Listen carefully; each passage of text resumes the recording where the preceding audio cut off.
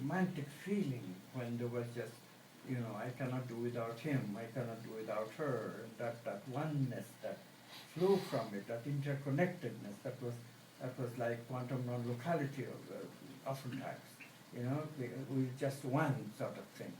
Can we bring that we are one, that feeling, even when that romantic biological stuff is not happening anymore?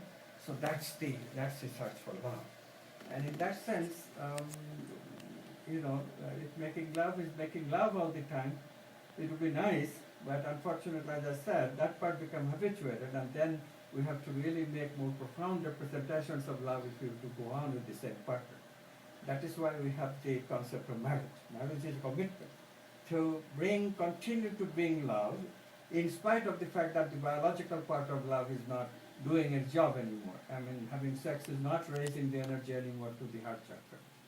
What you do, you can be stuck, or you can say, no, I want to study this, I want to explore this. So that exploration is possible only within a commitment. So marriage is the commitment to explore love beyond romantic love. When you start doing that, it's a creative process. And if you go through the creative process in the proper way, you have the insights that will require the change in your mindset, in your way that you partake in your feelings. Those changes, if you bring them properly, the changes come in various forms, but one form I particularly like, one of the languages that the changes are often put is discovery of the otherness of the other. This is Carol Gilligan, a sociologist, her language. Discovering the otherness of the other. So we, for the first time, respect for the other person's opinions, other person's ways of living, that arises naturally in our being. And then really this love thing takes on a different fragrance altogether. Before, love was this biological, romantic thing. We make it fruition by having sex, body union. And now we make love through also, in addition to the sex, we also bring respect to each other. Respectful love. It's the difference. So it's full of dignity. There is dignity now in making love. Before, making love is just a biological thing. Monkeys do it, birds do it, as we said. Bees do it. But now there is something else that bees don't do, birds cannot do, monkeys cannot do, only human beings can do. Make love with respect for each other. That's tremendous. And then, if you really want to bring quantum love, then you get into this tangled hierarchy. This is what things really become mysterious. Because this is one way to really get into non-local consciousness where the two are truly united. Not that biological union through sex organs, but really united as forever. And it's an unthinkable wonderment of the possibility of the human consciousness to be really interconnected with another person whenever they are relaxed. I'm sure that you have this image, I certainly have this image of a couple just sitting and doing their own thing with a sublime smile in their faces. That smile signifies happiness. And what are they happy about? They're just doing their own thing, maybe just reading newspaper or solving a crossword puzzle, one of them. And the other one maybe just doing ordinary or watching a golf game on the TV. But they have this sublimeness in their behavior. What happened? What happened was they have acquired this tangled hierarchical relationship in which whenever they are relaxed, they are one. They fall into this non-local consciousness.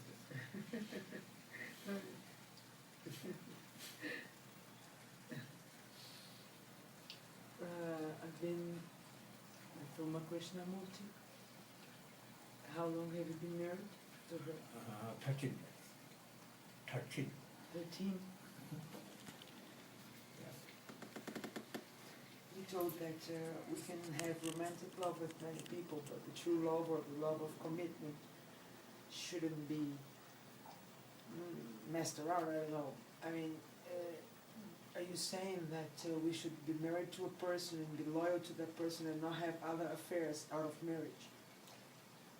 Well, yeah, there's a lot of misconception about having romantic love in this culture, because of course romance found also some epitome of fulfillment. Um, and when I say that no commitment is really, because see, this is the thing.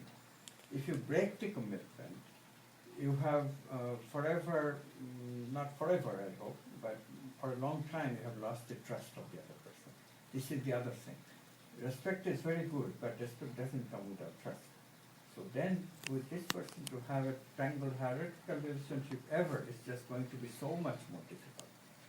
So I think, the point is, the whole point of marriage, if you are into romantic love, stay unmarried and have series of romantic love. That I absolutely have no qualms about. That's your privilege. Human beings are allowed to have body-centered life. That's a body-centered life, and you just take it in stride, that's what you're living, and that's fine. Occasionally you feel very lonely and you don't feel the depths of love. It's very,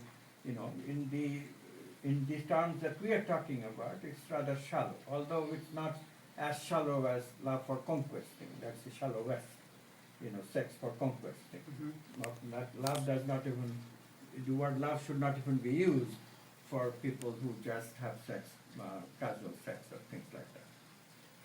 So, they're great. So there is casual sex, which should not even be, love should not even be a term to it, except as a deception, except as a pretend. And then we have romantic love, which is a real thing, but its objective is not permanently fixated at that state. The objective is to elevate us so that encourage us to marry, get committed, and then really start the adventure of finding love as archetype, not even mental, but archetype. So when you have that kind of adventure in your potential, who wants to be satisfied with just a series of romantic love? So the point that we have to recognize is that level, although human love has its potential, but when we are using just the level of sexuality at that, moving on from one to the other, and not satisfying the potential of this experience of making love, I wondered if we would remain satisfied forever. Because satisfaction is a very funny thing. Although romantic love will temporarily satisfy, certainly, but you cannot just spend the whole day having sex, right? So when you are not making love, or using sex to make love, that's the right way of using those words. Making love, why do we call it making love? Because we use sex to make love. Mm-hmm. But how many times can you have sex during a day? The rest of the time you have to live with yourself, and then that means that going into the other chakras, and those chakras also have to be satisfied.